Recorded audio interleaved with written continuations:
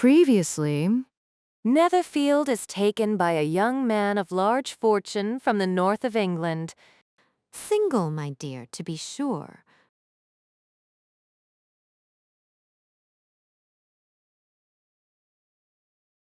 Mr. Bennet was among the earliest of those who waited on Mr. Bingley. He had always intended to visit him, though to the last always assuring his wife that he should not go. Until the evening after the visit was paid, she had no knowledge of it. It was then disclosed in the following manner. Observing his second daughter employed in trimming a hat, he suddenly addressed her with, "I hope Mr. Bingley will like it, Lizzie." "We are not in a way to know what Mr. Bingley likes," said her mother resentfully, "since we are not to visit." "But you forget, mamma," said Elizabeth, "that we shall meet him at the assemblies, and that Mrs. Long promised to introduce him." "I do not believe Mrs. Long will do any such thing. She has 2 nieces of her own. She is a selfish, hypocritical woman, and I have no opinion of her." "No more have I," said Mr. Bennet, "and I am glad to find that you do not depend on her serving you." Mrs. Bennet deigned not to make any reply, but, unable to contain herself, began scolding one of her daughters. "Don't keep coughing so, Kitty, for heaven's sake. Have a little compassion on my nerves. You tear them to pieces." "Kitty has no discretion in her coughs," said her father. "She times them ill." "I do not cough for my own amusement," replied Kitty fretfully. "When is your next ball to be, Lizzie?"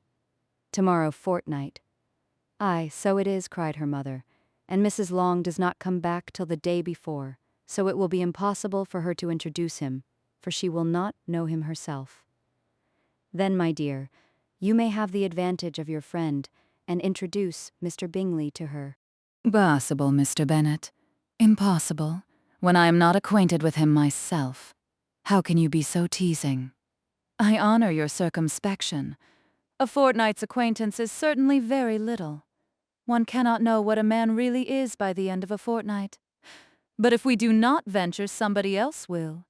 And after all, Mrs. Long and her daughters must stand their chance, and therefore, as she will think it an act of kindness, if you decline the office, I will take it on myself." The girls stared at their father. Mrs. Bennet said only, "Nonsense, nonsense! What can be the meaning of that emphatic exclamation?" cried he. "Do you consider the forms of introduction, and the stress that is laid on them, as nonsense? I cannot quite agree with you there. What say you, Mary? For you are a young lady of deep reflection, I know, and read great books and make extracts." Mary wished to say something sensible, but knew not how. While Mary is adjusting her ideas, he continued, "Let us return to Mr. Bingley." "I am sick of Mr. Bingley," cried his wife. "I am sorry to hear that. But why did not you tell me that before? If I had known as much this morning, I certainly would not have called on him. It is very unlucky, but as I have actually paid the visit, we cannot escape the acquaintance now." The astonishment of the ladies was just what he wished, that of Mrs. Bennet perhaps surpassing the rest, though when the first tumult of joy was over, she began to declare that it was what she had expected all the while. "How good it was in you, my dear Mr. Bennet! But I knew I should persuade you at last. I was sure you loved your girls too well to neglect such an acquaintance. Well, how pleased I am, and it is such a good joke, too, that you should have gone this morning and never said a word about it till now." "Now, Kitty, you may cough as much as you choose," said Mr. Bennet, and as he spoke he left the room, fatigued with the raptures of his wife. "What an excellent father you have, girls," said she when the door was shut. "I do not know how you will ever make him amends for his kindness, or me either, for that matter. At our time of life it is not so pleasant, I can tell you, to be making new acquaintances every day, but for your sakes we would do anything. Lydia, my love, though you are the youngest, I dare say Mr. Bingley will dance with you at the next ball." "Oh," said Lydia stoutly, "I am not afraid, for though I am the youngest, I'm the tallest."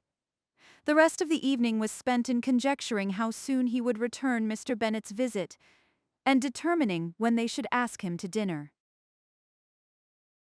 End of chapter. To be continued. Please comment, like, and subscribe if you don't want to miss the next chapter.